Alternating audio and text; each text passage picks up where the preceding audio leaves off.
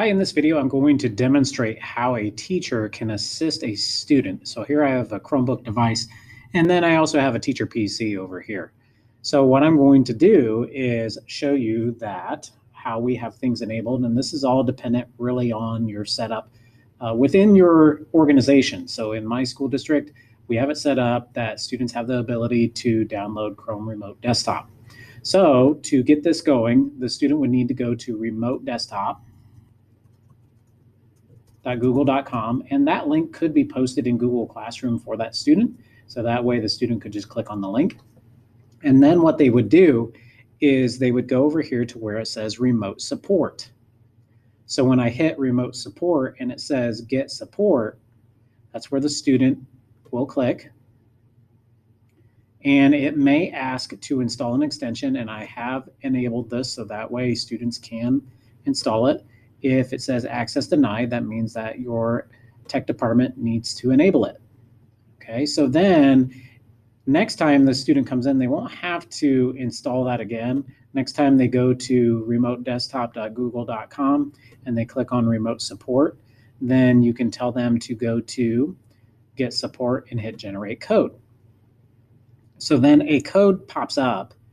And this could be like, for example, let's say you're working with a student, you're working over the phone, you coach them to go to this website, you post it in Google Classroom, and then they would just give you the code. So here's what it looks like as a teacher. So the teacher would need to go over to remotedesktop.google.com as well. They would also need to have that portion installed as far as the remote access. This is going to look a little different because I've been on this website before and I have used remote desktop numerous times. So I would do remote support as well, except the screen does look a little different. And here it says give support. And so down here where it says give support, if I already have it installed, it'll actually say this. And I can put in that code and hit connect. Now that it is starting to connect on the student device, it's going to ask if I want to grant permission. So the student would then hit share.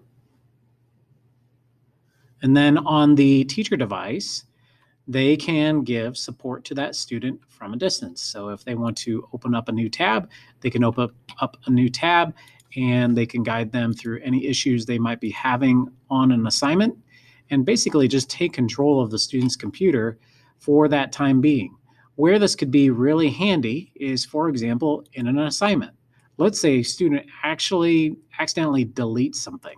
So if I go to classwork and go to an assignment, I can go into that student work and recover anything that they are missing at that time.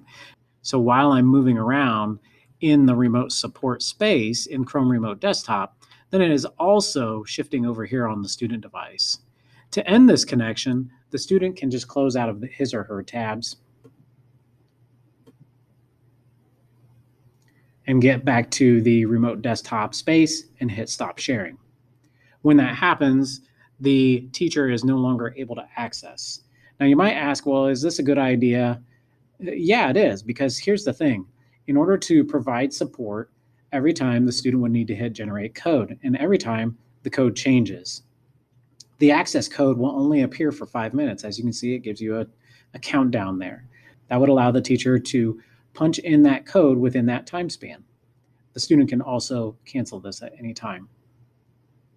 So that is how a teacher from a distance can give assistance to a student.